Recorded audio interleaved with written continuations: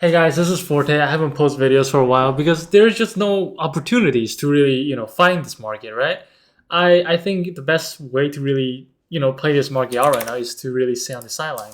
There is the market is sending out a lot of mixed messages, right?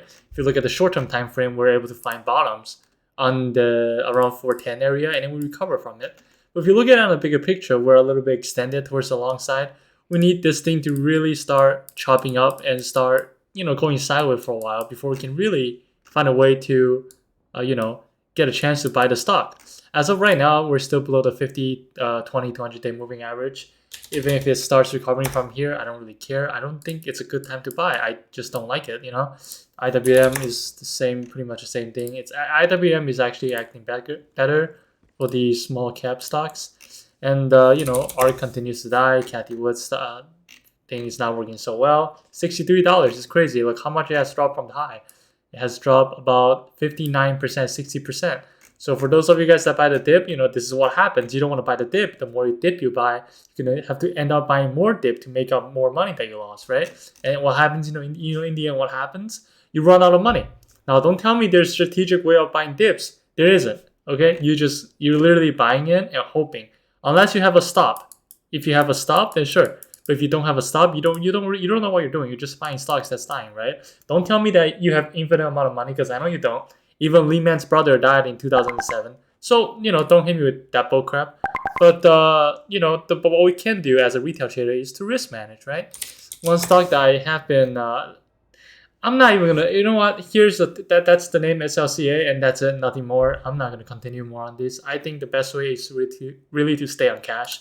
And we can review some of the trades that we have done in our notebook in the past couple of days that I shared on my Twitter and my YouTube community board. We have a lot of oil stocks. We have Halo, right? We're able to. I sent out the not really buy alert. I just told everybody to keep an eye on it right here, and I got myself a piece. I did it so at the high around 1680s where I sold. So around right there, I sold everything there because I didn't want to be, I didn't like this market too much because I think oil is getting really extended. And so be it. And I'm out of this position right now. It's doing fine. If this thing can chop a little bit more up here, then perhaps I rejoin the stock, right? But as of right now, we're out, and very good trade. Like 2 days we made 20 some percent to 26%. That's what I call a decent trade. Another one we got in is AR. I think I've called. We got in around this area. We had an ugly day shake up, but the stock was able to bounce really fast from there and give us a couple move up. I sold it around the same day where I sold my Talo, around right there. Not a lot of gains, but just to be more cautious right here, right? Because the market is getting kind of risky. WTI is another one I did call out on Twitter a couple days ago. I think I did call out on YouTube too. Actually, I did on my YouTube community board. If you guys don't know how to check that, go to my YouTube channel, click community. I usually post trade ideas, and people that are members of the YouTube get the exact entry and stuff.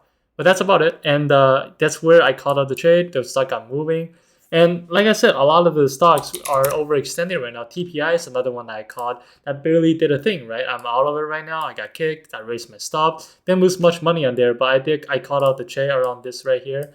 It got moving, but immediately got rejected many times. I don't think this thing might want to go. Let's take a look at it. Maybe it's kind of not doing what I wanted to do, so I got out of it. So that's really all that there is to it. And if I didn't want to get out, it would have shamed me out today anyways. So that's it for this last week full recap. And as of right now, I'm in zero positions, man. Like SHLX, I think this one is also one that I called out here, but I didn't make money because I got in and I got out. I didn't the stock. I didn't call it out here. I called it around this area, and it went sideways for a couple of days, so I just left. And it got going later, so it is what it is. I didn't get to trade this one, and that's really all that there is to it. And another one is FLMN. I really want to trade this one, but I'm trying to find the earnings. I think they just had earnings yesterday, but I'm trying to find information on this one, and I don't seem to be able to find any earnings information, which is extremely frustrating because that's what I want to look at, and I cannot find it. So anybody that got that got a Bloomberg terminal, hit me up with how they do on their earnings. I'm really curious. I don't have one, and I'm not in high college anymore, so I lost access to those informations.